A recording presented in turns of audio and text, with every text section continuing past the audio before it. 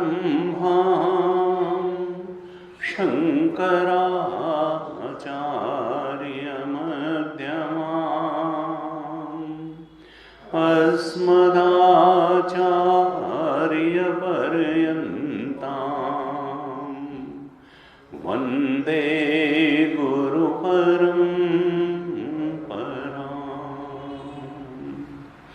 अज्ञानतिमिरान्धस्य ज्ञानाञ्जनशलाकया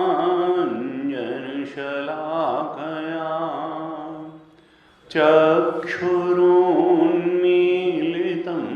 येन तस्मै श्री गुरवे नमः।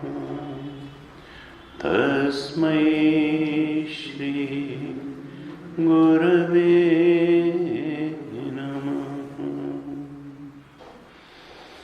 शङ्करं शङ्कराचार्यं केशवं बादरायणं सूत्रभाष्यकृतौ वन्दे भगवन्तौ पुनः पुनः। श्रुतिस्मृतिपुराणानाम् आलयं करुणालयं नमामि भगवत्पादं शङ्करं लोकशङ्करम्।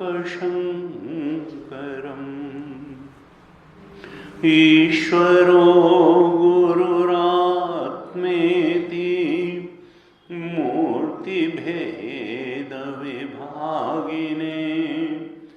व्योमवद्व्याप्तदेहाय दक्षिणामूर्तये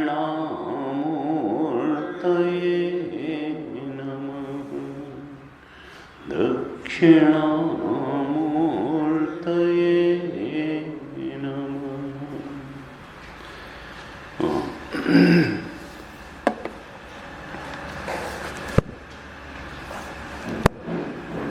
ब्रह्मसूत्र की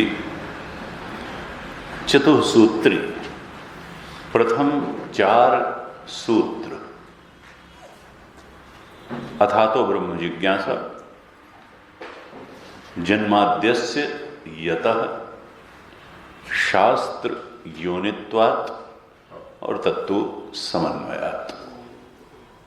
ये 4 सूत्र जो प्रारंभ के हैं इनको ब्रह्मसूत्र की चतुसूत्री कहा जाए। जैसे भागवत की चतुसूत्री है और ये कहा जाता है कि वो 4 श्लोक चतुसूत्री भागवत, उनको अगर ठीक तरह से समझ लिया जाए तो सृष्टि का सारा रहस्य समझा जा सकता है। भागवत में वो आते हैं, अब जाते हैं। इसी प्रकार से ये जो प्रथम 4 सूत्र हैं इनको ब्रह्मसूत्र की चतुसूत्री कहा जाता है। और अगर इन 4 सूत्रों को ठीक तरह से समझ लिया जाए तो मानो पूरे ब्रह्मसूत्र को समझ लिया गया।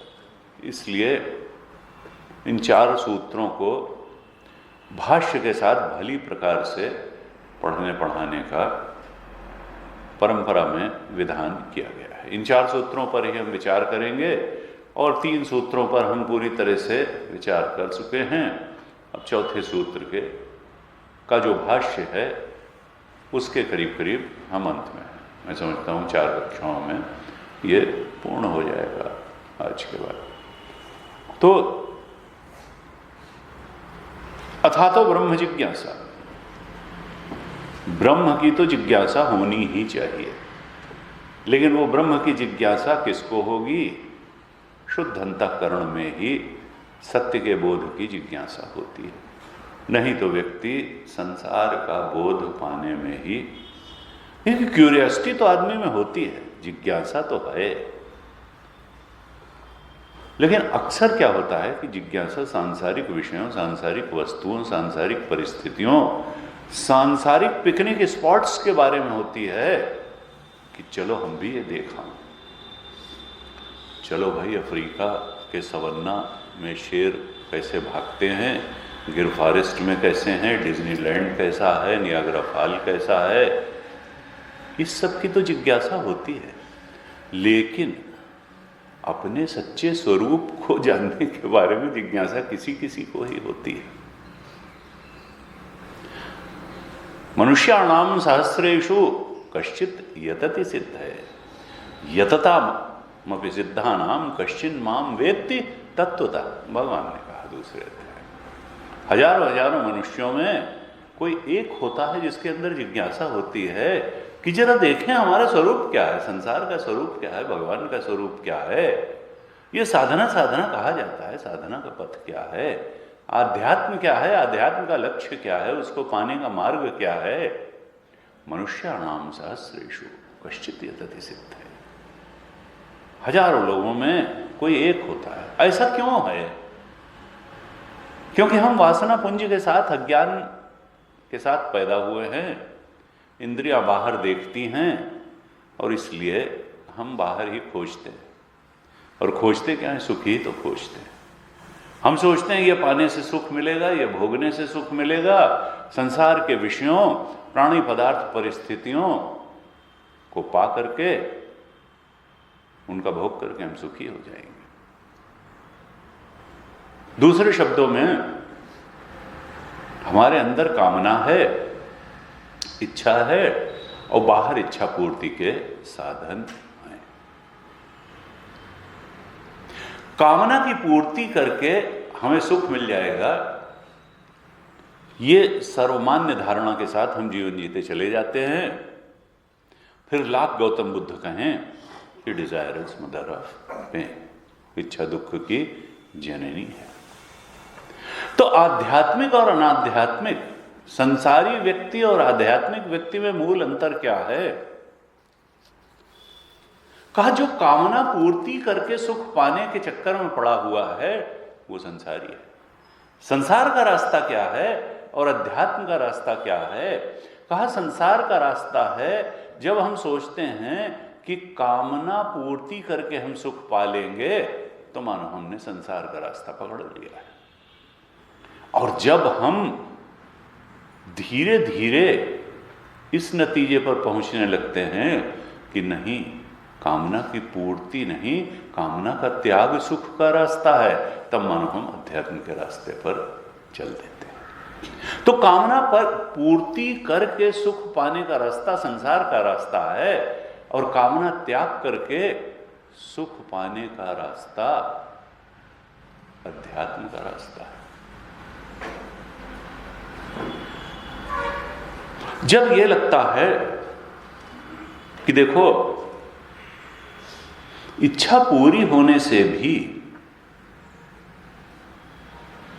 किसी शाश्वत पदार्थ की प्राप्ति नहीं होती, किसी शाश्वत सुख की प्राप्ति नहीं होती, किसी समस्या का शाश्वत समाधान नहीं होता, एक इच्छा जाती है, पीछे 2, 3, 4, 5, 10 इच्छाएं मुंह भाई खड़ी रहती हैं कि अब हमको पूरा करो, अब हमको पूरा करो, अब हमको पूरा करो।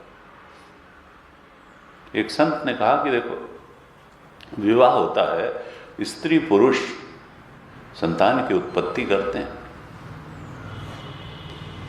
तो ये कामना जो है ये क्या अचानक आ जाए? इस सृष्टि में अचानक तो कोई बात होती है ना, हम अचानक आए हैं, ना ये हाल अचानक आया है, ना कोई चीज अचानक आती है। हर चीज के पीछे कुछ कारण होता है। अगर बच्चे के एक माता पिता हैं, एक स्त्री पुरुष ब्याह करते हैं और फिर संतान उत्पत्ति करते हैं, तो फिर ये कामना जो है इसके माता पिता कौन है? कहा देखो, दो चीजें हैं, एक है अपूर्णता की अनुभूति और दूसरा है वस्तुओं की प्रतीति। ये अपूर्णता की अनुभूति ये कामना के पिताजी हैं, और वस्तुओं की जो प्रतीति है ये कामना की माता जी।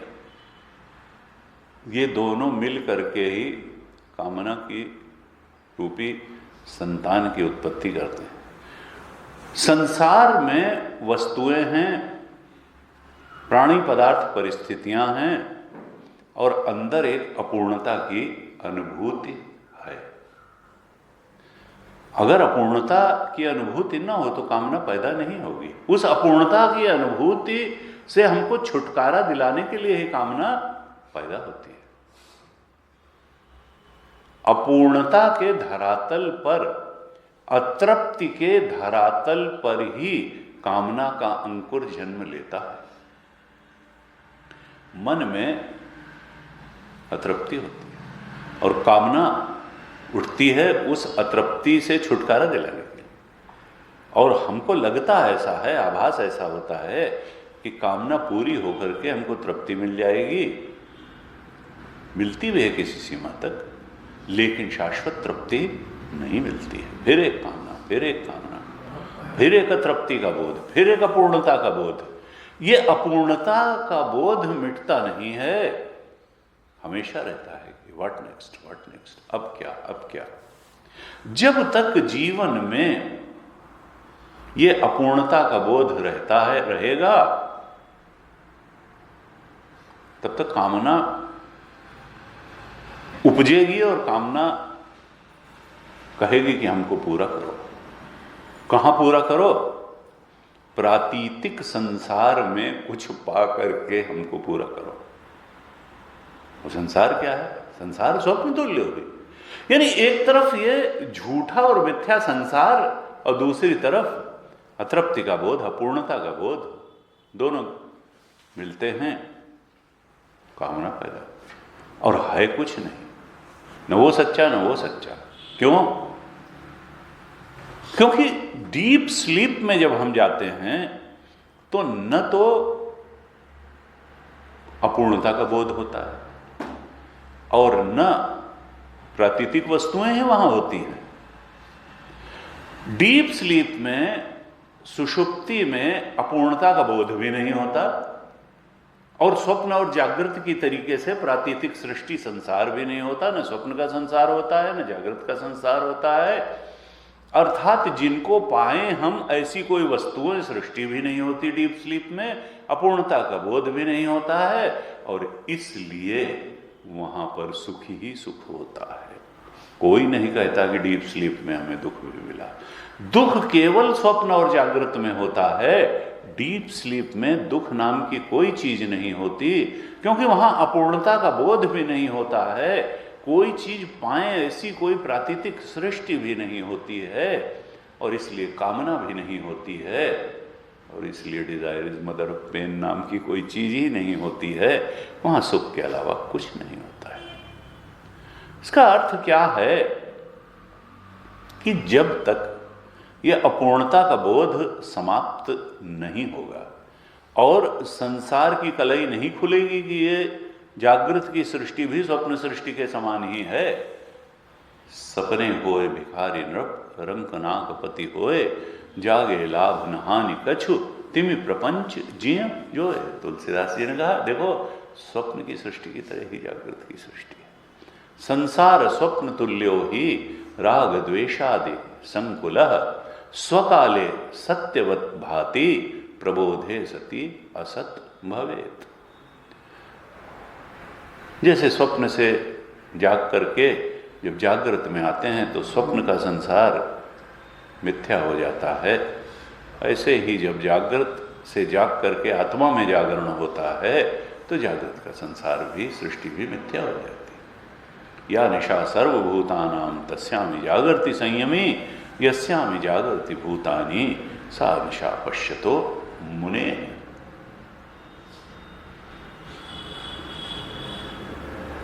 का देखो, जब तक हम अपने सच्चे स्वरूप के बोध में स्थित नहीं हो जाए, और हमारा जो स्वरूप है वो पूर्ण है, वहां अपूर्णता की कोई बात नहीं है। जीव जो है ये अपूर्ण है, लेकिन हमारा शुद्ध चेतन आत्मा वो तो ब्रह्म स्वरूप है, वो तो सर्वव्यापक है, सर्वभूतात्म भूतात्मा है, एक है, अखंड है, सर्वव्यापक है, सब कुछ का अधिष्ठान है। वहां पूर्णता नाम की कोई चीज ही नहीं है, और उसके अलावा कोई सत्य चीज नहीं है, अर्थात अन्य की प्रतीति नहीं है। उस स्वरूप का बोध हो जाने के बाद अन्य की प्रतीति मिथ्या है, यह भी बिल्कुल स्पष्ट हो जाता है, और फिर अपूर्णता नाम की चीज भी खत्म हुई। यही दोनों तो कामना की उपज थी, माता पिता थे।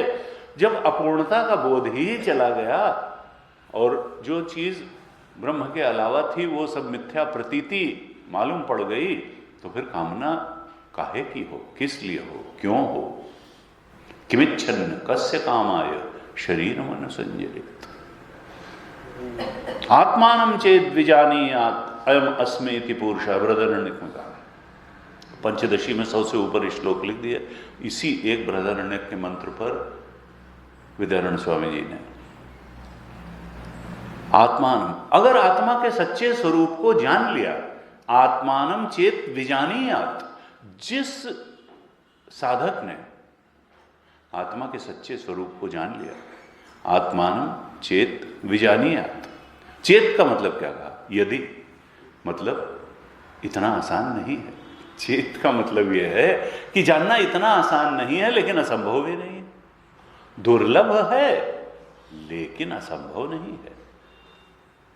बाहर की चीजें जब हम जान लेते हैं, जो स्वरूप, तो स्वरूप का ज्ञान कहां से असंभव। आत्मानम चेत विजानीयात् अयम अस्मीति पुरुष। अरे जिस पूर्णता, पूर्णत्वात् पुरुष, पुरुष का मतलब क्या है, जो पूर्ण हो।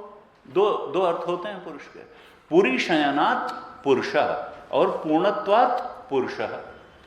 आत्मानम चेत विजानीयात् अयम अस्मि इति पुरुष। अरे वो पुरुष तो मैं ही हूं, जिसको मैं खोज रहा था वो तो अपना आपा निकला।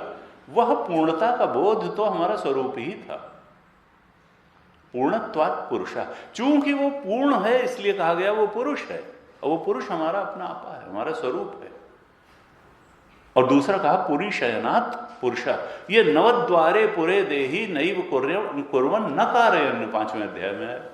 ये 9 द्वार वाला जो देह है, इसमें एक देही रहता है, इसमें एक शुद्ध चेतन है।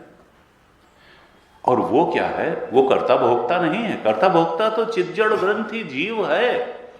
वो जो शुद्ध चेतन है, जो दूसरा पक्षी है, जो अभिचाकुशीति है, जो केवल दृष्टा पक्षी है, भोक्ता और कर्ता पक्षी नहीं है, जो टुकुर टुकुर देखता रहता है, वो तो ब्रह्मा है, ब्रह्म स्वरूप है।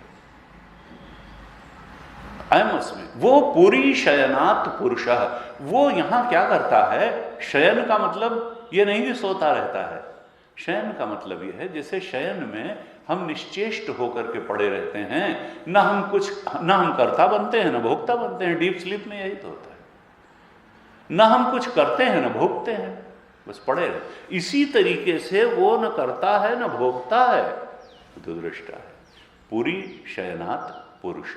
इसी देह में, नवद्वारे पुरे देही में नैव कुर्वन् न कारयन्, वो न कुछ करता है न कराता है, वो तो दृष्टा है, देखता रहता है। वो क्या है? वो पुरुष है। तो आत्मानं चेत विजानीयात् अयम अस्मि इति पुरुषः। जब कोई साधक बोध की स्थिति को प्राप्त कर लेता है, सिद्ध हो जाता है, साधक ज्ञानी हो जाता है, आत्मज्ञानी ब्रह्मज्ञानी हो जाता है, इस सृष्टि के सच्चे स्वरूप के बोध में स्थित हो जाता है। सृष्टि का मतलब इस जीव का भी सच्चा स्वरूप, संसार का भी सच्चा स्वरूप, परमात्मा का भी सच्चा स्वरूप, वो एक ही है, तीन नहीं है। आत्मानं चेद विजानीयात् अयम अस्मि इति पुरुषः किमिच्छन् कस्य कामाय शरीरम अनुसंज्वरेत। किमिच्छन्, किस इच्छा से? कामना रही नहीं जाएगी। जब भोक्ता ही नहीं रह गया, भोग्य की भी कलई खुल गई और भोक्ता की भी कलई खुल गई। भोक्ता तो दृष्टा और ब्रह्म निकला, आत्मा निकला, और भोग्य वस्तु स्वप्न तुल्य निकली, उसका कोई अस्तित्व नहीं था, वो तो प्रतीति मात्र निकली। तो अब इच्छा कौन करे? भोक्ता तो रह ही नहीं गया, कौन कामना करे? जब भोग्य पदार्थ प्रतीति मात्र हो गए तो अब इच्छा किसकी हो? किमिच्छन्न, इच्छा तो गई, क्योंकि इच्छा तो तब होती थी जब सत्य का बोध हो कि हाँ इसको यह है और इसको मिलने से। मनुष्य को मरीचिका का जल पीने की इच्छा नहीं होती, हिरण को होती है। जिसने रस्सी को पहचान लिया उसको प्रतिमान सर्प से डर नहीं लगता है। जिसने जान लिया कि यहां ठूंठ है, उसको न चोर वहां दिखेगा, न पुलिस दिखेगा, न भय दिखेगा, न कोई चांदी, सीप में चांदी दिखेगी, उसका आकर्षण होगा। उसके आकर्षण और भय समाप्त हो जाएंगे। टेम्पटेशन और फियर उसके जीवन से विदा हो जाएगा। ज्ञात्वा देवम हर्ष शोको जहाति तरति शोकम आत्मवित्। दुख और शोक परेशानी के पार चला जाएगा। कहा किमिच्छन्य कस्य कामाय। अब जब भोक्ता भी चला गया, भोग्य पदार्थ भी चले गए, तो अब किस भोक्ता को तृप्ति देने के लिए और किस भोग्य पदार्थ की इच्छा से वो इस शरीर को यहां वहां दौड़ाएगा, तपाएगा? तो कहा नहीं, वो कुर्वन् न कारयन्। वो तो कृतकृत्य हो जाता है आत्मज्ञानी, और न वो कुछ करता है और न वो कुछ कराता है। गीता जी के 5वें अध्याय में इस संबंध में बहुत ही अच्छे दृष्टव्य श्लोक आए हैं। 5वें अध्याय के 7वें श्लोक में कहा, योग युक्तो विशुद्धात्मा विजितात्मा जितेन्द्रियः सर्वभूतात्म भूतात्मा कुर्वन्नपि न लिप्यते। क्या ज्ञानी पत्थर की तरह इंद्रियों को बंद करके एक जगह निश्चेष्ट होकर के बैठ जाता है? जैसे कि कहा कि पुरी शयनात् पुरुष, सोने का मतलब है केवल कर्तृत्व हो। कहा देखो, जो ज्ञानी पुरुष है, विवेकी है, विशुद्ध आत्मा है, विजितात्मा है, जितेंद्रिय है, जिसने देह और मन को जीत लिया। आत्मा शब्द गीता जी में देह के लिए भी आता है, इंद्रियों के लिए भी आता है, मन के लिए भी आता है। जहां जहां मैं बुद्धि हो सकती है साधना की अवस्था में या ज्ञान की अवस्था में, वैसे तो शुद्ध चेतन आत्मा का अर्थ है, लेकिन जहां जहां हम मैं बुद्धि कर लेते हैं उसके लिए भी आत्मा शुद्ध। तो देह में भी मैं बुद्धि होती है, इंद्रियों में मैं बुद्धि होती है, मन में मैं बुद्धि होती है, तो इनके लिए भी आत्मा शुद्ध आता है। कहा देखो, जो विवेकी है, जो सावधान है, जो निर्मल अंतःकरण वाला है, विशुद्ध आत्मा है और विजितात्मा है और जितेंद्रिय। जितेंद्रिय का अर्थ क्या है? जिसने जीत लिया है इंद्रियों को। जीत लिया का मतलब अविजित, जिसकी इंद्रियां जीती नहीं गई हैं, इसका मतलब क्या है कि इंद्रियां मनमानी कराती हैं, मनमानी चलती हैं। और जितेंद्रिय, जिसने अपनी इंद्रियों को जीत लिया है, मतलब उसकी इंद्रियां उसके कहे में चलती हैं। वो जिस चीज को कहता है, देखने को देखती हैं, सुनने को कहता है सुनती हैं, उसकी इंद्रियां उसकी आज्ञा में चलती हैं, उससे अपनी आज्ञा मनवाती नहीं है। कहा उसको कहते हैं जितेंद्रिय, कि उसकी इंद्रियां उसकी आज्ञा में हैं। योग युक्तो विशुद्धात्मा विजितात्मा जितेंद्रिय सर्वभूतात्म भूतात्मा। गुरु जी कहते थे बहुत बड़ी छलांग है आध्यात्मिक यात्रा में, जब हम देखें कि सब कुछ हमारे अंदर है। जैसे स्वप्न की सृष्टि हमारी चेतना में ही तो थी, लेकिन ये जागने के बाद मालूम पड़ा। ऐसे ही जब आत्मा में जागरण होता है तो ये मालूम पड़ता है कि ये जागृत की सारी सृष्टि मुझ ब्रह्म चेतन के अंदर थी, बाहर नहीं थी। लेकिन स्वप्न में जैसे स्वप्न की सृष्टि बाहर मालूम पड़ती थी, ऐसे ही जागृत में जागृत की सृष्टि बाहर मालूम पड़ती है। लेकिन आत्मज्ञानी जानता है कि सर्वभूतात्म भूतात्मा, ये जो हमारा आत्मा है वो केवल इस देह का आत्मा नहीं है। सबके अंदर जो चेतन है वो हमारा ही चेतन है। सब कुछ हमारे अंदर है। अंदर का मतलब अयम आत्मा ब्रह्म, वह आत्मा, यही चेतन जिसको हम घटाकाश माने बैठे हैं, यह महाकाश है। यह हमारे इस देह में कैद चेतन नहीं है, तो ब्रह्म चेतन है और इसी में सब कुछ है। सर्वम खलु इदं ब्रह्म है, और वास्तविक रूप से नहीं है, सुपर इम्पोजिशन है, प्रतीति मात्र है। सर्वभूतात्म भूतात्मा, वो जो ज्ञानी है वो सब भूतों का आत्मा हो जाता है, केवल इस देह का आत्मा नहीं रहता है। इसीलिए किसी से घृणा नहीं करता है। सर्वभूतात्म भूतात्मा कुर्वन्नपि न लिप्यते, ऐसा जो यथार्थ सत्य, आत्म सत्य को जानने वाला, आत्मा के ब्रह्मत्व को जानने वाला जो ज्ञानी है, कहा कुर्वन्नपि न लिप्यते। हमारी स्थिति क्या है, कर्ता भोक्ता जीव के रूप में, कि हम कर्म से बंध जाते हैं और फिर उसकी वासना बनती है, संस्कार बनता है, और वो फिर से इच्छा को जन्म देता है, और इस तरह से संसरण चलता रहता है। लेकिन ज्ञानी के कर्म इंप्रेशन नहीं डालते, संस्कार नहीं बनाते, वो कोई वासना उससे नहीं होती, क्योंकि उसका अहंकार होता ही नहीं है। अहंकार तो गल गया। कुर्वन्नपि न लिप्यते, वो कर्म से बंधता नहीं है। इसी के बाद के श्लोकों में भगवान कहते हैं 5वें अध्याय में, देखो ऐसा नहीं कि वो सांस नहीं लेता है, कि वो चलता नहीं है, कि वो देखता नहीं है, कि वो बोलता नहीं है, वो सब कुछ करता है। वो सोता भी है, वो जागता भी है, वो चलता भी है, वो बोलता भी है, आंखें भी मूंदता है, खोलता है, लेकिन वो सारे कर्मों में अकर्म देखता है, क्योंकि आत्मा तो अकर्ता है। इंद्रियाणि इंद्रियार्थेषु वर्तन्त इति धारयन्, वो जानता है कि इंद्रियां अपने विषयों में बरत रही हैं, मैं आत्मस्वरूप हूं और आत्मा अकर्ता है। वो अकर्ता अभोक्ता स्वरूप में स्थित रहता है। 5वें अध्याय के ही 13वें श्लोक में कहा, नवद्वारे पुरे देहि नैव कुर्वन् न कारयन्। ये 9 द्वार वाले देह में जो देही रहता है, जो आत्मा है, जो ब्रह्म स्वरूप है, न कुछ करता है न कराता है। नैव कुर्वन् न कारयन्। सर्व कर्माणि मनसा संन्यस्य आस्ते सुखम वशी, वो सुख पा लेता है, परम सुख पा लेता है। सुखम वशी क्यों पा लेता है? संन्यस्य, क्योंकि वो त्याग देता है। किसको त्याग देता है? सर्वकर्माणि।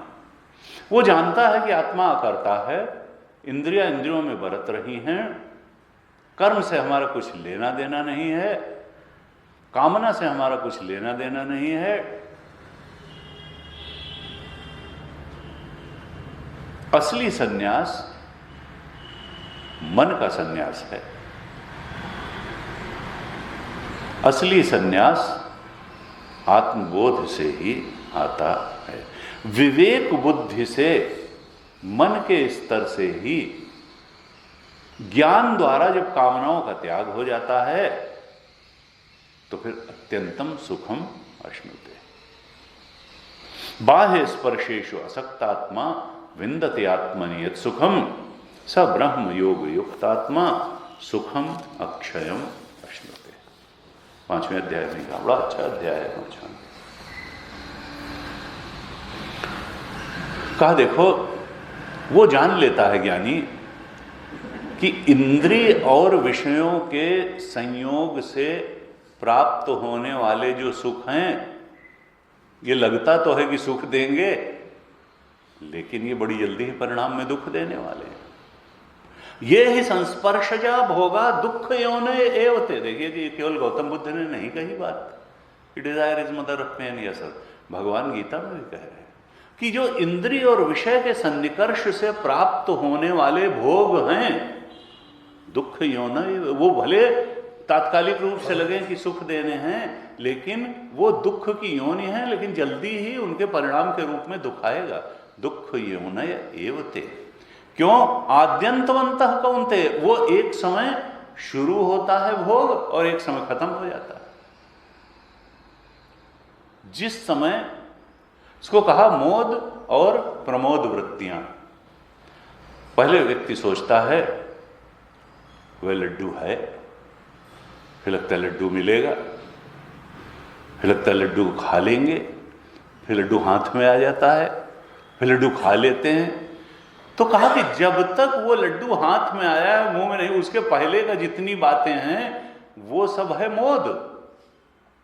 हर्षित होता है, मिलेगा मिलेगा, अच्छा लगेगा, और जब खा लिया तो हुआ प्रमोद। ऐसा नहीं है, प्रमोद हुआ खाने पर, लेकिन उसके बाद फिर वो एक और खाओ, एक और खाओ, एक और।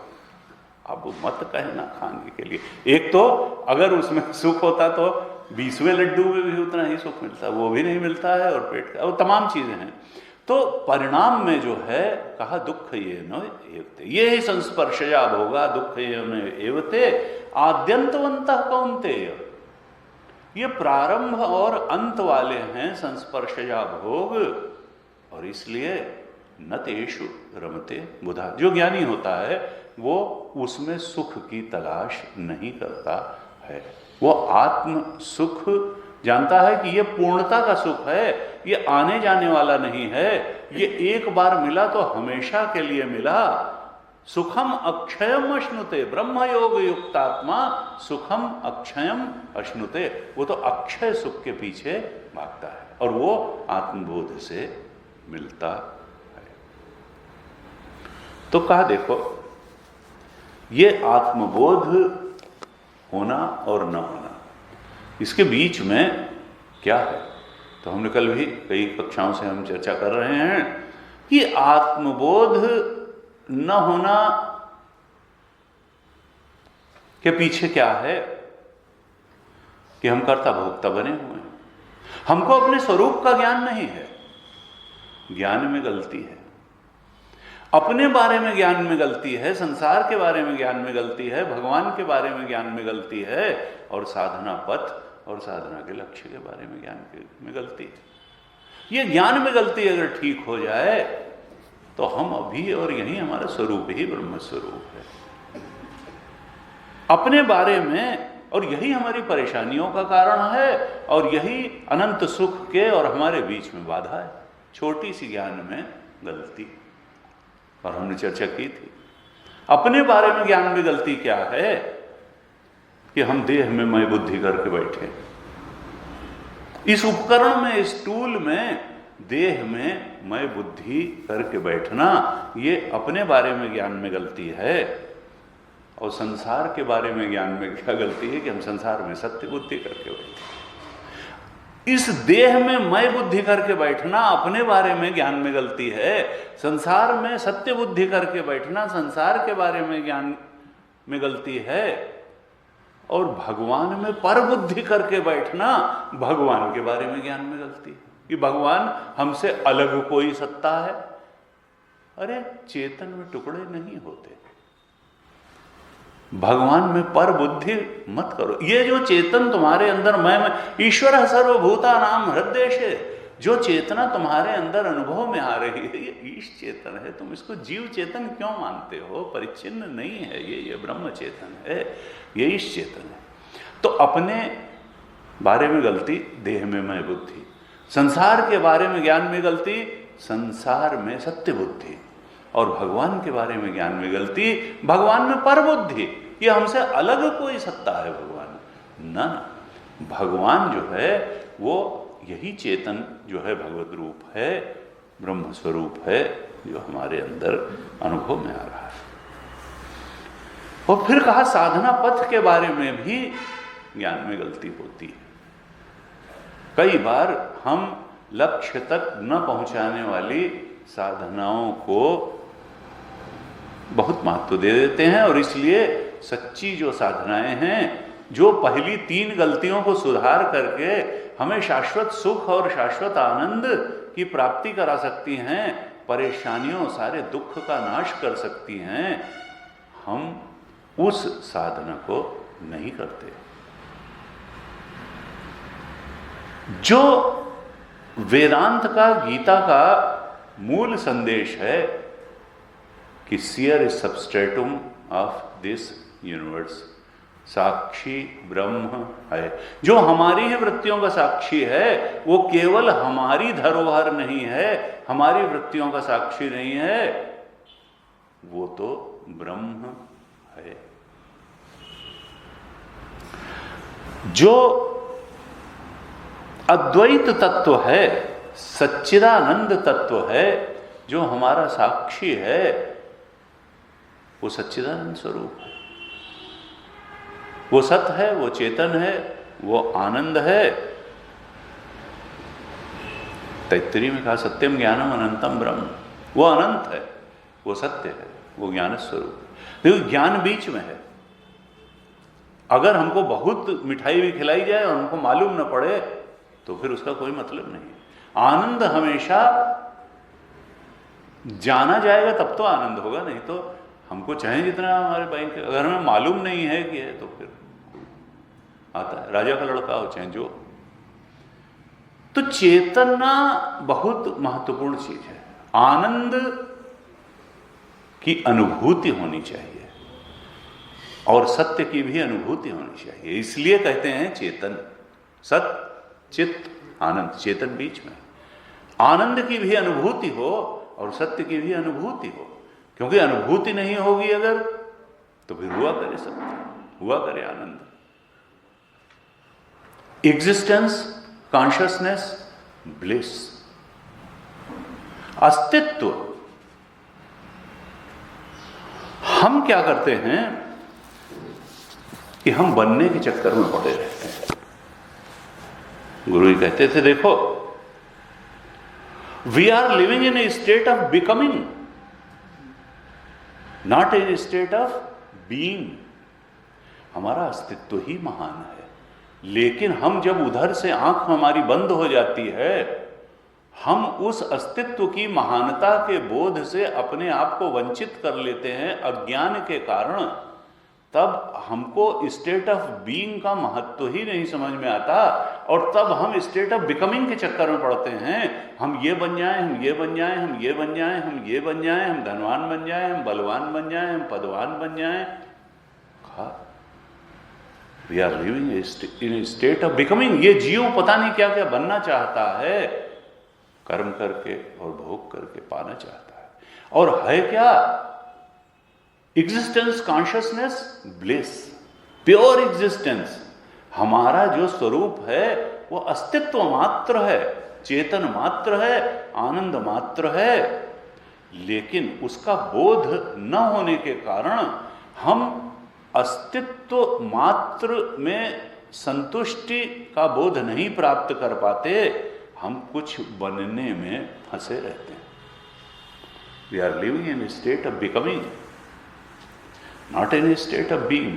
हमारा अस्तित्व ही इतना महान है, ब्रह्म स्वरूप है हमारा अस्तित्व, pure existence, pure consciousness, pure bliss. उसके अलावा कुछ पाने बनने की जरूरत नहीं है, बनेंगे भी क्या, क्योंकि उसके अलावा जो है प्रतीति मात्र है, वो तो सुपर इम्पोजिशन है, वो तो जस्ट अपीयरेंस है। ट्रुथ को छोड़ करके अपीयरेंस के पीछे भागने का कोई मतलब नहीं। तो कहा कि देखो, कामना पूर्ति का रास्ता संसार का रास्ता है, और कामना त्याग का रास्ता अध्यात्म का और मुक्ति का रास्ता है।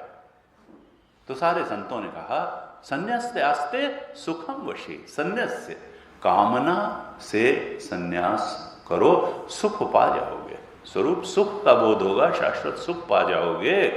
कामना त्याग का रास्ता अध्यात्म और मुक्ति का रास्ता है, और कामना पूर्ति का रास्ता संसार का रास्ता है, जो हमारी परेशानियों का कारण है।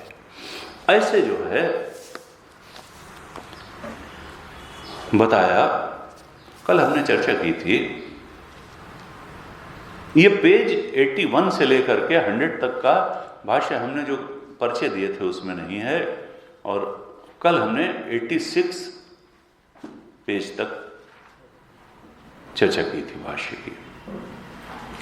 यहां पर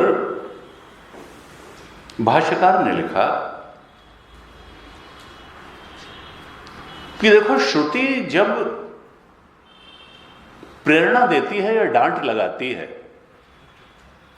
डराती है, मानो आदेशात्मक वाक्य कहती है, विधि वाक्य कहती है, तो इसका मतलब यह नहीं कि वो किसी क्रिया में, कर्म में नियोजित करना चाहती है, क्योंकि आत्मा का तो अज्ञान है और ज्ञान ही होगा, कर्म से वो मिलने वाली नहीं है। ये विधि छाया है, और जो साधारण रूप से व्यक्ति के दो ही लक्ष्य होते हैं जीवन में, इष्टम में भूयात अनिष्टम मा भूत, मेरा इष्ट हो और अनिष्ट न हो हमारे जीवन, और इसके लिए वो कर्म और कर्म करके कामना पूर्ति का सहारा लेता है। इष्ट का मतलब जिसकी कामना है वो तो पूरी हो जाए, और जिसकी कामना नहीं है, जिससे दुराव है, वो परिस्थिति जीवन में ना आने पाए। ये तो एक साधारण जीव की कर्ता भोक्ता की स्थिति है। इष्टम में भूयात अनिष्टम मा भूत, जो इष्ट है, जो हमारी काम में परिस्थिति है, वो तो जीवन में आ जाए, और जो अनिष्ट है, जिससे हम दूर भागने की कामना करते हैं, वो जीवन में ना होने पाए। कहा ये अगर पूरा भी हो जाएगा, इष्ट की प्राप्ति भी होगी, अनिष्ट दूर भी भाग जाएगा, तब भी न च तत्र आत्यंतिकम पुरुषार्थम लभते, किसी आत्यंतिक पुरुषार्थ की प्राप्ति नहीं होगी। व्हाट नेक्स्ट चलता ही रहेगा। अब क्या करना है, अब क्या करना है। तो आत्यंतिक पुरुषार्थ की चूंकि प्राप्ति नहीं होगी, इसलिए फिर कोई कामना खड़ी होगी, फिर कोई इष्टम में भूयात आएगा, फिर आएगा, और इस तरह से संसरण बना ही रहेगा। कोई चीज ना आकर के सुख देती है जीवन में, और कोई चीज आकर के सुख देती है। कोई चीज एक उसमें कहते हैं कि भाई एक आदमी था, बड़ा चालाक था, और उसके पास वो शनिचर की भी पूजा करता था, लक्ष्मी की भी पूजा करता था। तो एक दिन दोनों प्रकट हो गए, और फिर दोनों ने एक साथ कहा, तुम ये बताओ तुम किसको ज्यादा मानते हो, कौन तुमको ज्यादा अच्छा लगता है। शनिचर ने कहा कि अब इसने कहा फंसे, ये तो साथ साथ आ गए, अगर शनिचर को कह देंगे लक्ष्मी ज्यादा अच्छी लगती है, तो ये कहीं सवारी न कर ले और लक्ष्मी से कह दे। किसी को नहीं कह सकते कि तुम अच्छे नहीं लगते हो। तो उसने दिमाग दौड़ाया, चालाक तो था। तो उसने कहा, शनिचर देवता आप जब जाते हैं तो हमको अच्छे लगते हैं, और लक्ष्मी तुम आती हुई हमको अच्छी लगती हो, अच्छे दोनों लगते हैं। शनिचर देवता तुम जाते हुए अच्छे लगे, और लक्ष्मी तुम आती हुई अच्छी लगी। अच्छा, मिलत एक दारुण दुख देही, बिछुरत एक प्राण हरि लेही, दुख प्रद उभय बीच कछु वरना। तुलसीदास जी ने कहा, संत असंतन के गुण वाके, संत और असंत असल में दोनों सुख भी देते हैं और दुख भी देते हैं, दुख प्रद उभय, दुख दोनों देते हैं। मिलत एक दारुण दुख देहि, असंत से मिलते ही दारुण दुख देता है वो, और संत जब जाता है तो दुख देता है। बिछड़त एक प्राण हरि लेहि, अरे कुछ देर और सत्संग हो जाता है, तो जा रहे हैं, तो दुख तो दोनों दे रहे हैं। एक मिलते समय दुख दे रहा है, एक जाते समय दुख दे रहा है। कहा ये द्वैत तो दुख का ही कारण है। सर्वम दुखम सर्वम द्वैतम अविद्या विजृंभितम दुखम है शंकराचार्य। ये जितना द्वैत है ये अविद्या से ही उत्पन्न है और दुख देता है। तो कहा देखो, ये इष्टम में भूयात अनिष्टम मा भूत, ये अगर पूरा भी हो जाएगा तो भी किसी आत्यंतिक पुरुषार्थ की सिद्धि होने वाली नहीं है। जब इस बात की तरफ किसी साधक का ध्यान चला जाता है तब उसको लगता है कि आत्यंतिक पुरुषार्थ की सिद्धि किस बात में होगी, कौन बात होगी कि ये कामना का चक्कर ही खत्म हो जाएगा। इष्टम में भूत अनिष्टम मां भूत, ये चक्कर खत्म हो जाएगा। कोई आत्यंतिक पुरुषार्थ, कोई आत्यंतिक लक्ष्य है जिसको पा करने के बाद ये लक्ष्य पूर्ति का मामला ही खत्म हो जाएगा। कहा ये जो है, जो आत्यंतिक पुरुषार्थ को चाहने वाले हैं, तम आत्यंतिक पुरुषार्थ वांछनम स्वाभाविक कार्यकरण संघात प्रवृत्ति गोचरात विमुखी कृत्य। श्रुति कहती है कि ऐसे साधक जो आत्यंतिक पुरुषार्थ चाहते हैं, मोक्ष चाहते हैं, आत्मा के सच्चे स्वरूप के बोध में प्रतिष्ठित होना चाहते हैं, उनको स्वाभाविक बहिर्मुखी प्रवृत्ति से विमुख करने के लिए, अंतर्मुखी बनाने के लिए, उनकी वृत्ति को आत्मोन्मुखी बनाने के लिए ये डांट लगाती है श्रुति, या निर्देश देती है कि आत्मा वा अरे द्रष्टव्य विजानीयात, तुम तो आत्मा को ही देखो। आत्मा के अन्वेषण के लिए आह्वान करती है ऐसे आत्यंतिक पुरुषार्थ जिनको वांछित है, उन साधकों को प्रेरणा देने के लिए। तस्य आत्मा अन्वेषणाय प्रवृत्तस्य अहेयम अनुपादेयम च आत्मतत्वम उपदिश्यते। ऐसे उन आत्मा के अन्वेषण के लिए जो प्रयत्नशील हैं साधक, उनको आत्म तत्व का उपदेश श्रुति करती है। ये कैसा आत्म तत्व है? ये अहेय अनुपादेय है, इसको छोड़ा भी नहीं जा सकता है। और इसको, क्योंकि तो स्वरूप है, स्वरूप को कौन छोड़ सकता है और कौन प्राप्त कर सकता है? जो प्राप्ति ही है, तो स्वरूप को न छोड़ा जा सकता है ना। ये अहेय अनुपादेय है आत्म तत्व, लेकिन इसका उपदेश करने की आवश्यकता होती है, क्योंकि अज्ञान का पर्दा पड़ा है। अतद वृत्तियों को नष्ट करने के लिए तदाकार वृत्ति की आवश्यकता होती है, और श्रुति उपदेश करके जो पर्दा है अज्ञान का, ज्ञान वृत्ति द्वारा अज्ञान वृत्तियों के पर्दे को नष्ट कर देती है और स्वरूप प्रकाशित हो जाता है। कहा इदम सर्वम यद अयम आत्मा, बृहदारण्यक की श्रुति कोट की 86 पेज के एकदम अंत में, इदम सर्वम यद अयम आत्मा, ये जो सब कुछ जो दिखता है वो आत्मा ही है। फिर बृहदारण्यक की श्रुति कोट की 87 पेज के बिल्कुल पहली लाइन में कहा यत्र तो अस्य सर्वम आत्मा एव अभूत तत् केन कम पश्येत केन कम विजानीयात विज्ञातारम अरे केन विजानीयात। जिस अवस्था में इस ज्ञानी का सब कुछ आत्मा ही हो गया है, इदम सर्वम यदयम आत्मा, आत्मा के अलावा यहां कुछ है नहीं, अधिष्ठान आत्मा है, जीव का भी, जगत का भी और ईश्वर का भी अधिष्ठान आत्मा है। जिस अवस्था में इस ज्ञानी का सब कुछ आत्मा हो गया है, वहां कौन किससे किसको देखेगा? दूसरी चीज हो तब तो देखे। इंद्रियां भी मिथ्या साबित हो गई, प्रमाता जीव भी मिथ्या साबित हो गया, प्रमेय वस्तुएं भी मिथ्या साबित हो गई। अब कौन किससे किसको देखे, कौन किससे किसको जाने? अरे विज्ञातारम अरे केन विजानीयात, जो विज्ञाता है, आत्मा है। आत्मा को किससे जानोगे? जानक तुम्हें हो ही जाई। आत्मा को तो आत्मा हो करके ही जाना जाता। फिर श्रुति कोट की, फिर बृहदारण्यक की श्रुति, अयम आत्मा ब्रह्म, ये आत्मा ही ब्रह्म है। इस तरह से ये अनेक श्रुतियों के द्वारा वेद भगवान मुमुक्षु के लिए आत्म तत्व का उपदेश करते हैं और कहते हैं कि देखो, ये आत्म तत्व जो है इसमें कोई कर्तव्य कर्म तो छू ही नहीं गया है, क्योंकि आत्मा करता है। आत्मा क्या करेगा? यद्यपि अकर्तव्य प्रधानम आत्मज्ञानम, आत्मज्ञान कुछ करके नहीं पाया जा सकता है, केवल अज्ञान का निवारण करके पाया जा सकता है।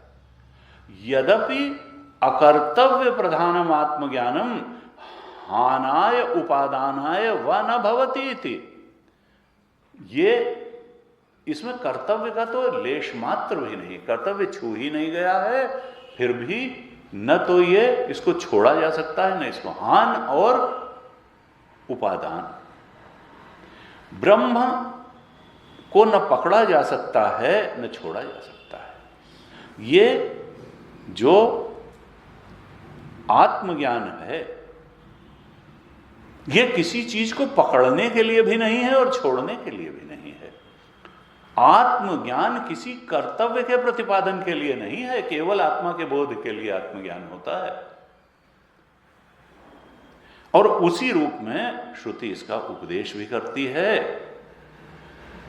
और कहते हैं कि ब्रह्म और आत्मा की एकता का साक्षात्कार हो जाने पर सारे कर्म छूट जाते हैं और कृतकृत्यता आ जाती है। अब तस्य कार्यम न विद्यते, कृतकृत्यता आ जाती है, कर्म की कोई बात नहीं रह जाती है जब ब्रह्म और आत्मा की एकता का साक्षात्कार हो जाता है। और ये कृतकृत्यता आ जाना, कर्म का छूट जाना, अलंकारो ही अयम अस्माकम यद ब्रह्म आत्मा अवगतौ सत्याम सर्व कर्तव्यता हानि कृतकृत्यता चैति, और ये कर्तव्य का छूट जाना और कृतकृत्यता का आ जाना ये भूषण है, दूषण नहीं है, अलंकार है इस ज्ञान का। नहीं तो लोग कहें कि देखा दे निकम्मापन, आत्मज्ञानी जो है कुछ, भगवान ने कहा नहीं, ऐसा नहीं है। मेरे लिए तीनों लोकों में कुछ भी प्राप्त करने योग्य नहीं है, फिर भी मैं तो कर्म करने में लगा ही रहता हूं। भगवान ने तीसरे अध्याय के 22वें श्लोक में कहा, नमे पार्थास्ति कर्तव्यम त्रिषु लोकेषु किंचन, तीनों लोकों में मेरे लिए कोई कर्तव्य ही नहीं है। ज्ञानी के लिए भी यही है, कर्तव्य के ऊपर, कर्म के ऊपर कर्तव्यता कोई बची नहीं। लेकिन नान अवाप्तम आप्तव्यम वर्त एव च कर्मणि, लेकिन फिर भी मैं कर्म में बरतता हूं, क्योंकि यद यद आचरते श्रेष्ठ तद एव इतरो जना, श्रेष्ठ लोग जो जो करते हैं बाकी के लोग उसी का अनुकरण करते हैं। सयत प्रमाणम कुरते लोकः तद अनुवर्तते, वो जिन बातों को इस्टेब्लिश कर देता है, आदर्श बना देता है, लोक में अन्य लोग उसी का। तो इसलिए मैं अवतारी कृष्ण होकर के अगर काम करना बंद कर दूंगा तो और लोग तो बहुत ही मजे में बैठ जाएंगे कि जब भगवान ने ऐसा किया। मुझे कुछ पाना नहीं है फिर भी मैं कर्म करता हूं।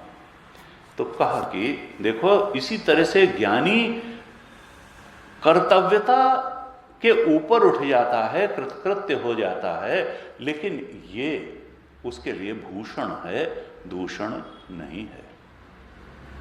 कहा इस तरह से अपने आत्म स्वरूप को ब्रह्म के रूप में अगर कोई जान लेता है तो अब उसका न भोग्य वस्तु से कोई संबंध रहता है, न भोक्ता से कोई संबंध रहता है। ये दुर्लभ है, लेकिन यह असंभव नहीं है। गीता में, फिर गीता का दृष्टांत भगवान शंकराचार्य देते हैं 87 पेज के अंत में, एतद् बुद्ध्वा बुद्धिमान स्यात् कृतकृत्यश्च भारत, ये 15वें अध्याय का 20वां अंतिम श्लोक है। ये कोट किया भगवान शंकराचार्य ने कि भगवान वहां कहते हैं कि इस दुनिया में संसारिक ज्ञान ले करके कोई अपने को चाहे जितना बुद्धिमान समझता रहे, लेकिन मैं तो बुद्धिमान उसी को कहूंगा जो आत्मा को जानेगा। एतद् बुद्ध्वा बुद्धिमान स्यात् कृतकृत्यश्च भारत। इस आत्मा के सच्चे स्वरूप को जान करके जो कृतकृत्य हो गया है, मैं तो, मेरी नजर में तो खाली वो और खाली वही बुद्धिमान है और कोई बुद्धिमान और सब अज्ञानी है, ये नहीं कहा। लेकिन भगवान का मतलब ये है, बुद्धिमान, बुद्धिमत्ता क्या है? एतद् बुद्ध्वा बुद्धिमान स्यात्। इस तत्व को, आत्म तत्व को जान करके ज्ञानवान हो जाता है, बुद्धिमान हो जाता है, कृतार्थ हो जाता है, उसके लिए कुछ करने को बाकी नहीं रहता है। और इसके पहले भाष्यकार ने तो इतना ही कोट किया, यानी 20वें श्लोक की 15वें अध्याय के अंतिम श्लोक की अंतिम लाइन केवल कोट की। और गुरु जी कहते थे ये नहीं, शंकराचार्य जी को विद्वत्ता दिखाने का कोई मोह नहीं है, और हम लोगों को जितने श्लोक मालूम होते हैं सब कोट करते चले जाते हैं। उन्होंने पहली लाइन नहीं कोट की। पहली लाइन क्या है? क्योंकि हम तो शंकराचार्य हैं। इति गुह्यतमं शास्त्रम इदम उक्तम मया नघ। इति गुह्यतरम शास्त्रम, पूरा 15वां अध्याय तो जिस्ट कहा जाता है गीता का। तो ये भगवान कहते हैं, ये 15वें अध्याय को अलग से शास्त्र कह दिया भगवान ने। इति गुह्यतम, ये सबसे गुह्य शास्त्र है, सत्य का बोध कराने वाला 15वां अध्याय ठीक से समझ लिया जाए तो मानो सब कुछ समझ लिया जाएगा। इति गुह्यतमं शास्त्रम इदम उक्तम मया नघ। हे निष्पाप अर्जुन, मैंने तुमको बता दिया, गूढ़ से गूढ़ बात बता दी, गुह्यतम है, सबसे गूढ़ और गहरी बात बता दी। लेकिन इसको अगर तुम तत्व से जान लोगे तो तुम ज्ञानी हो जाओगे, आत्मज्ञानी हो जाओगे और कृतकृत्य हो जाओगे। एतद् बुद्ध्वा बुद्धिमान स्यात् कृतकृत्यश्च भारत। कहा इति च स्मृति है, वो व्यक्ति आत्मज्ञानी, बुद्धिमान और कृतकृत्य हो जाता है, ऐसी स्मृति भी है। फिर शंकराचार्य जी अब निगमन करते हैं, कहते हैं तस्मात् न प्रतिपत्ति विधि विषयतया ब्रह्मण समर्पणम। इसलिए जो तुम ये सोचते हो कि जानने की क्रिया का कर्म है ब्रह्म, ऐसा नहीं है। वो किसी क्रिया का कर्म नहीं है, वो जानने की क्रिया का कर्म भी नहीं है। प्रतिपत्ति विधि विषयतया न ब्रह्मण समर्पणम। श्रुति जानने की क्रिया के कर्म के रूप में वो तो बुद्धि का भी साक्षी है, वृत्ति का विषय नहीं है।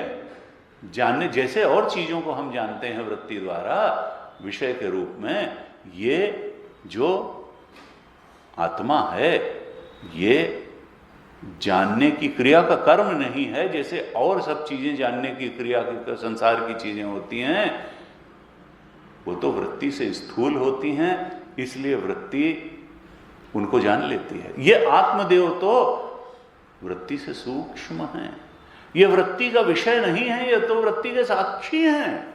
वृत्ति के साक्षी को वृत्ति से कैसे जानोगे? कहा ये प्रतिपत्ति विधि विषय तया ब्रह्म नहीं जाने जाते हैं, ये वृत्ति का साक्षी होकर के जाना जाता है, वृत्ति का विषय होकर के ब्रह्म नहीं जाना जाता। जैसे कर्मकांड की बात श्रुति करती है, उपासना की क्रियाओं को ऐसे विधिक क्रिया के विषय के रूप में ब्रह्म का उपदेश नहीं है, ये तो वृत्ति के साक्षी के रूप में ही है। और उस साक्षी को ब्रह्म जान करके ही इस चेतन के सच्चे स्वरूप को जाना जाता है। इसलिए किसी क्रिया के विषय के रूप में वेद ब्रह्म को नहीं बताता है, ये बात निश्चित हो गई। एक बात पक्की कर दी भगवान शंकराचार्य ने, ये निगमन कर दिया। अब एक नया प्रश्न उठाते हैं, प्रभाकर मत, मीमांसकों का मत पूर्व पक्ष के रूप में उठाते हैं। मीमांसकों का विशेष रूप से प्रभाकर मत, वो कहते हैं प्रवृत्ति निवृत्ति विधि तत् शेष व्यतिरेकेण केवल वस्तुवादी वेद भागो नास्ति इति तत् न औपनिषदस्य पुरुषस्य अन्य शेषत्वात्। 87 की अंतिम लाइन। प्रभाकर मत कहता है कि देखो, हम तो यही मानते हैं कि वेद केवल ऐसी बातों का ही उपदेश करता है जो कर्म या उपासना में या तो प्रवृत्ति कराती हो या वहां से निवृत्ति कराती हो। यानी फिर वहीं आ रहे हैं आम्नायस्य क्रियार्थत्वात्, कि या तो उपासना क्रिया में उसका उपयोग हो या कर्मकांड में किसी तरह से किसी कर्म में विनियोग हो, या कर्म से हटाने के लिए कि भाई न करो या करो। ये दो चीजों में प्रवृत्ति या निवृत्ति की विधि या विधि के शेष के रूप में ही वेद जो बातें करता है, हम तो उसी को वेद का भाग मानते हैं। और सिद्ध वस्तु का अगर निर्वचन करने वाला कोई वेद की ऋचा है भी तो हम तो उसको वेद का भाग मानते नहीं।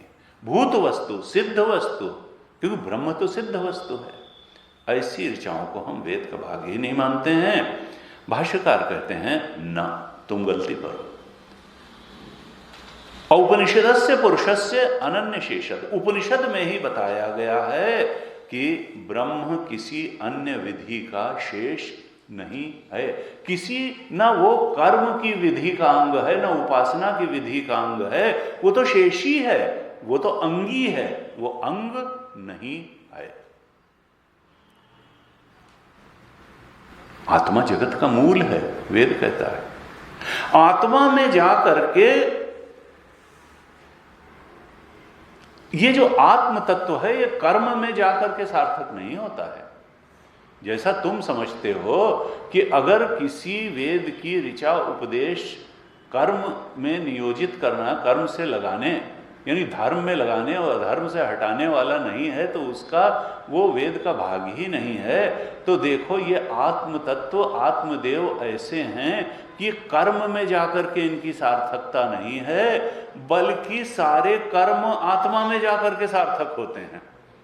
आत्मा कर्म में जाकर के सार्थक नहीं होता, बल्कि सारे कर्म ही आत्मा में जाकर के सार्थक होते हैं। सर्वम कर्माखिलम पार्थ ज्ञाने परिसमाप्यते, इसी को गीता ने कहा। सारे कर्म की समाप्ति ज्ञान में होती है, आत्मज्ञान में, ब्रह्मबोध में होती है। कर्म अगर आत्मबोध में ले जाने वाला है तो ही वो कर्म सार्थक है, और अगर ये आत्मा की सार्थकता कर्म में जाकर के नहीं होती है कि ये कर्म अगर आत्मज्ञानी ये करेगा तो आत्मा की सार्थकता कर्म से नहीं है, कर्म की सार्थकता आत्मज्ञान में होती है। सर्वम कर्माखिलम पार्थ ज्ञाने परिसमाप्यते। स्वार्थ लाय करें सब प्रीति, सुर नर मुनि सब कह यह प्रीति। तुलसीवाल। और बृहदारण्यक में याज्ञवल्क्य ने कहा आत्मनस्तु कामाय सर्वम प्रियम भवति। आत्मा को प्लीज करने के लिए ही सब कुछ। ये हमारे हाथ हैं, पैर हैं, ये तमाम सारे कर्म हैं, समाज की उपयोगिता है, अच्छी बुरी बातें हैं, ये सब किस लिए हैं? इसी आत्मनस्तु कामाय, आत्मा को प्लीज करने के लिए हैं।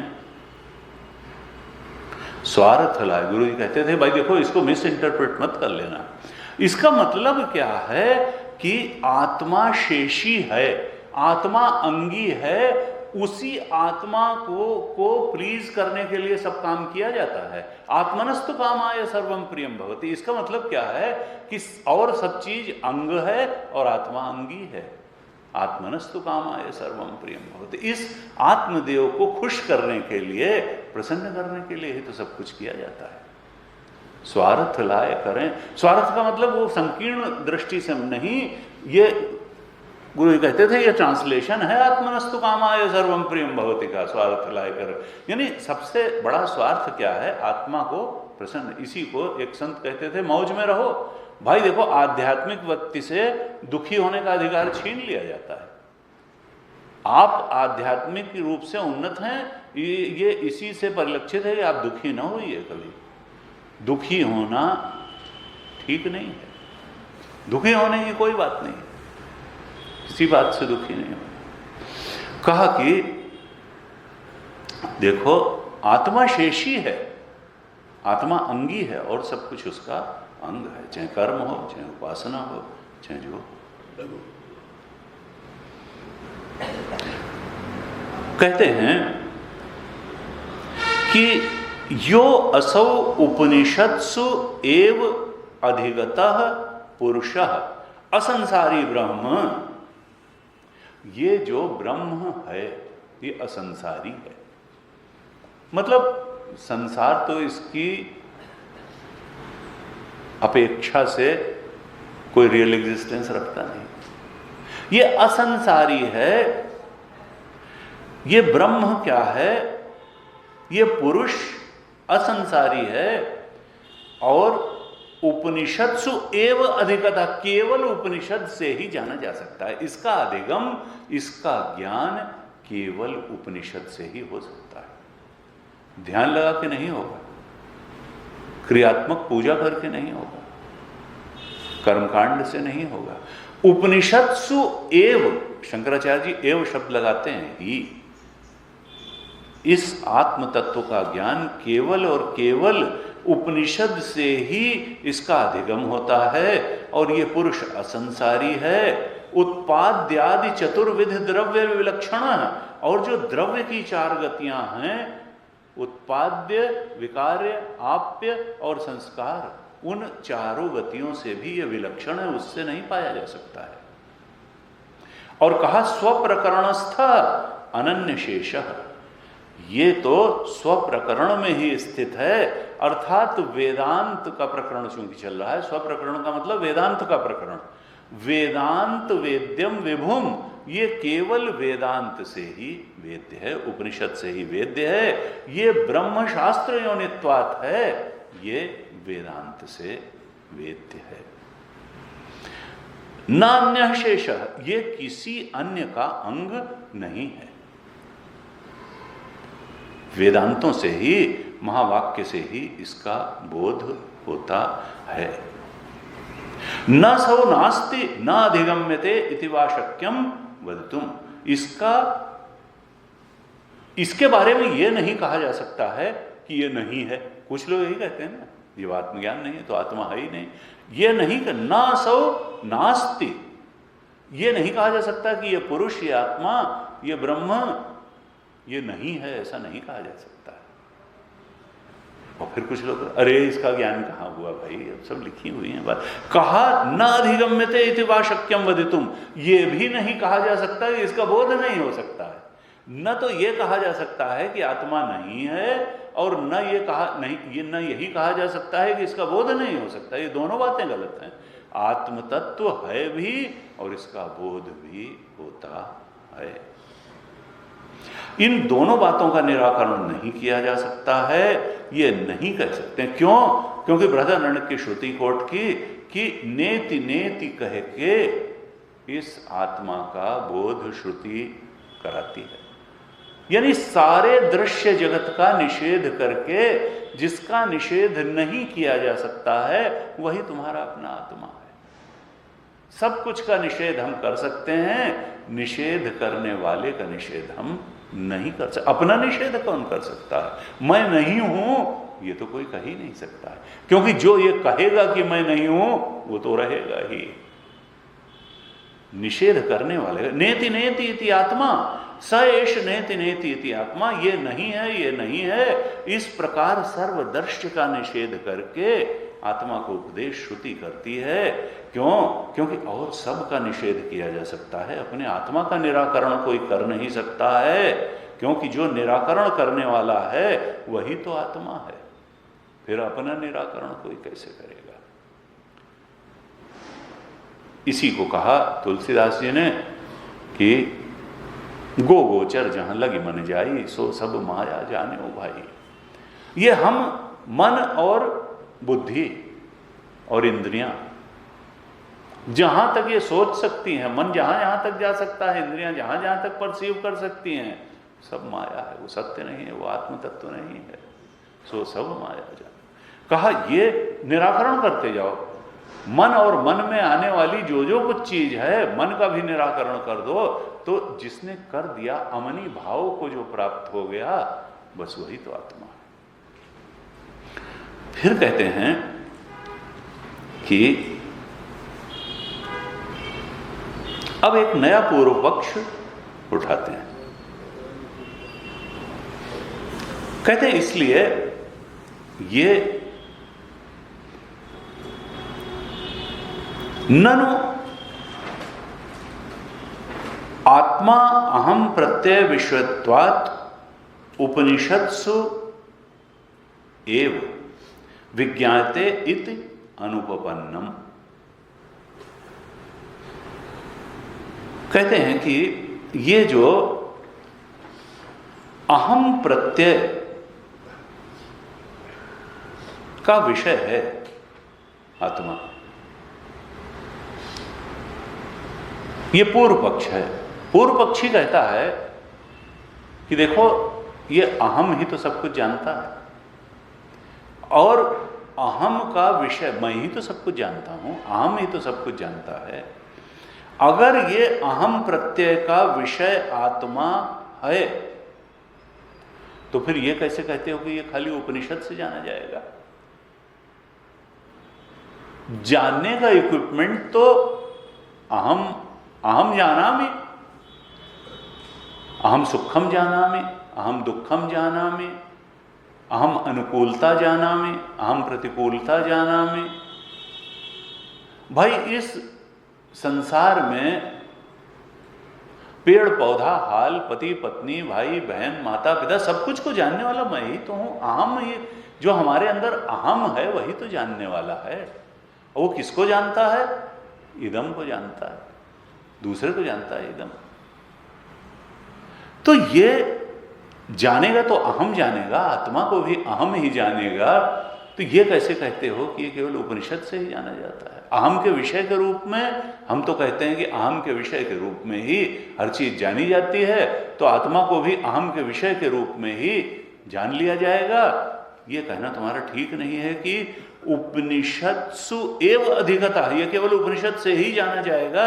ये बात हमको तुम्हारी बहुत ठीक लग नहीं रही, उचित नहीं लग रही है। भाष्यकार कहते हैं तुम फिर गलती पर हो। नहीं, न तत्साक्षित्वेन प्रयुक्तत्वात्। देखो ये जो आत्मदेव हैं, ये तुमने जो गलती की कि अहम का विषय होकर के जाने जा सकते हैं, ये अहम का विषय होकर के नहीं जाने जाते। ये तो अहम के साक्षी हैं, ये अहम का विषय नहीं बनते, ये अहम के साक्षी। अहम प्रत्यय के ये साक्षी हैं, ये अहम प्रत्यय के। और अहम क्या है? ये प्रत्यय है। वृत्ति, प्रत्यय का मतलब वृत्ति, वृत्ति का मतलब थॉट। ये अहम प्रत्यय के विषय नहीं बनते हैं। और अहम प्रत्यय है, थॉट है। ये कैसे हम जाने कि ये थॉट है, ये प्रत्यय है? क्योंकि डीप स्लीप में अहम प्रत्यय नहीं रहता है। हम जानते ही नहीं कि हम हैं कि नहीं हैं कि क्या है। न अहम प्रत्यय रहता है न इदम प्रत्यय रहता है। प्रत्यय का मतलब वृत्ति, थॉट। डीप स्लीप में, ये तो सो के उठने के बाद में कहते हैं कि हम सुख से सोए। इदम प्रत्यय रूपी सुख भी तब जानते हैं, और अहम प्रत्यय की मैं सुख से सोया। ये जो मैं का प्रत्यय है और यह का प्रत्यय है, डीप स्लीप में दोनों नहीं रहते हैं। और इसलिए, लेकिन चेतना तो रहती है, हम तो रहते हैं, साक्षी रहता है डीप स्लीप में भी। नहीं तो फिर कुछ रह ही नहीं जाता, मर जाते हैं। कहा ये जो है, और मरना भी असल में कोई मरना थोड़े है, चेतन तो वहां भी रहेगा। तथा देहांतर प्राप्ति ही धीरज तत्र न मोहयति। मरना कोई मरना थोड़ा है, जा मरने से जग डरे। चेतन तो रहेगा ही, सूक्ष्म शरीर भी रहेगा। असल में तो वृत्ति भी रहेगी मरने के बाद। वो तो डीप स्लीप से भी छोटी चीज है मरना, सूक्ष्म शरीर तो रहेगा ही।